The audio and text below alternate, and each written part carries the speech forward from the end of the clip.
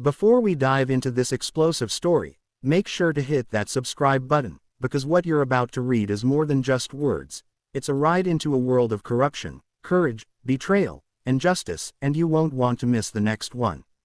The night was unusually quiet in the small town of Edgewood, where most families locked their doors before midnight and pretended the world outside was safe. But safety was an illusion for Marcus Kane, a broad-shouldered black man who carried not only the weight of his community's suspicion but also the secret of his past life, a past that not even his closest neighbors would ever believe, because to them he was just the fat black guy who fixed cars and kept to himself, while in reality Marcus had once been a commander in Delta Force, trained in the most secretive operations the government would never admit to, but now living low profile with his wife Lena and 2 kids after a mission had gone sideways overseas. The cops in town, emboldened by their unchecked authority, saw Marcus as an easy target, someone they could harass without consequence, assuming he was powerless, yet they had no idea that the man they pushed around had commanded men in deserts and jungles, had dismantled terror cells with his bare hands, had once pulled intelligence from warlords at the point of a blade,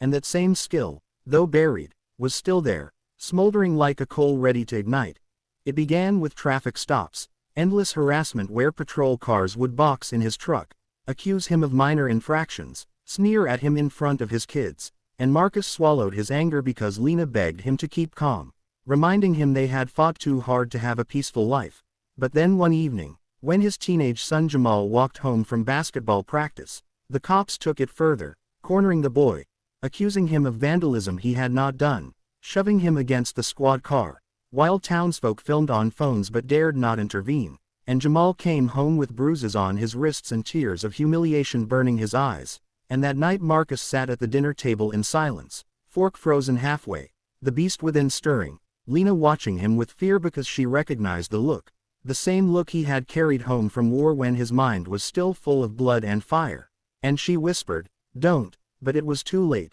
because once a warrior senses his family is in danger, there is no leash strong enough to restrain him. The cops thought they had chosen their victim well, but they had chosen wrong. And what followed was a chess match between a corrupt system and a man who had been sculpted by chaos itself, the first move happening when Marcus walked into the precinct unarmed, demanding a meeting with the chief, his voice steady but his eyes unblinking, and though they laughed at him, the chief sensing no real threat from a man who looked like he belonged in a recliner more than a battlefield, Marcus noted every angle of the building, every exit, every face, like he had done in countless recon missions, planting details in his memory like seeds for later, and when one officer casually muttered a racial slur under his breath, Marcus smiled faintly, because now he knew the measure of his enemy. That night he pulled from the back of his garage a footlocker that had sat untouched for years, opening it to reveal weapons, surveillance gear, encrypted radios, and files, each item a relic from missions stamped denied by the Pentagon, and Lena found him there, staring at the arsenal, her voice trembling as she said, "Marcus, please, don't do this, we'll lose everything." But Marcus placed a hand on her cheek, whispering, "They already took everything when they touched my son." And with that the game began. He started small, shadowing the officers who had targeted him, documenting their routines, finding where they slipped into bars after shift, where they hid evidence lockers, who they met in alleyways, and to his horror he discovered that this was not just about harassment, but about a larger conspiracy. The cops running protection for a network of meth dealers, laundering money through local businesses, and Marcus realized his family wasn't just collateral. They had been marked because he had unknowingly gotten too close when he refused to let his garage be used for shady car repairs tied to the ring. The deeper he dug, the clearer it became that half the town's leadership was entangled, judges, councilmen, and even the chief himself, and Marcus knew he was standing against a hydra. But hydras could be cut down if one struck the right head. The turning point came when they escalated from intimidation to violence, a firebomb thrown at his garage late at night, flames licking the sky while he rushed to drag Lena and the kids out into the yard,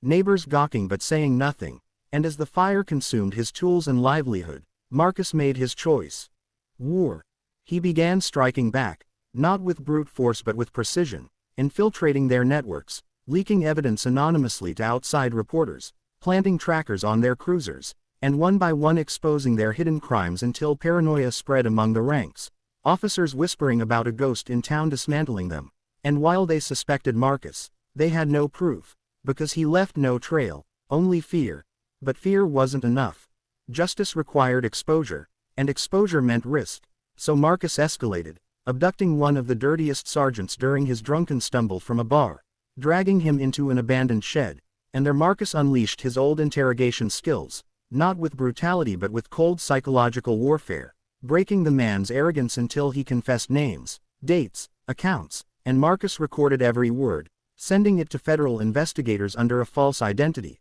But the sergeant whispered a warning before collapsing in defeat. "They know who you are, Kane, and they're coming for your family." And Marcus realized the war had reached his doorstep. The climax erupted one stormy night when a convoy of squad cars surrounded his home, red and blue lights staining the rain, officers in tactical gear shouting orders, pretending it was a drug bust. But Marcus had prepared for this, turning his home into a fortress with hidden escape tunnels, booby traps, and vantage points. And as bullets tore through the windows, Marcus guided Lena and the kids through the crawlspace, emerging in the woods behind while he stayed behind to confront the invaders, moving like a shadow, disarming one officer, using smoke grenades to sow confusion, disabling vehicles with silent precision, until the entire assault unraveled into chaos. And by the time backup arrived, Marcus and his family were gone, vanished like ghosts, but not without leaving a message scrawled in spray paint across the front door. "You hunted the wrong man." The story didn't end there,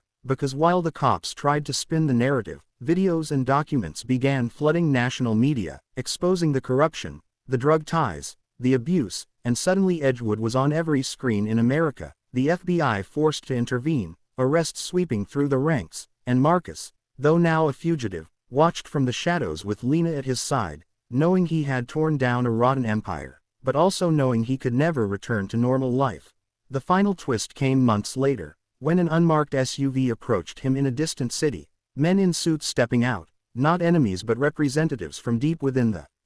intelligence community, offering him a deal: return to black operations, serve his country once more, and in exchange they would erase his fugitive status and protect his family. And Marcus, staring at his children playing in the distance, understood that his war was never truly over, because some men are not meant for peace, they are meant for battle. Not for glory but for protection. And as he shook the agent's hand, he whispered, "As long as my family stays safe." And the cycle began again, a soldier reborn from the ashes of injustice, proving that the system had underestimated him from the start, for beneath the surface of the man they mocked was the commander they could never kill.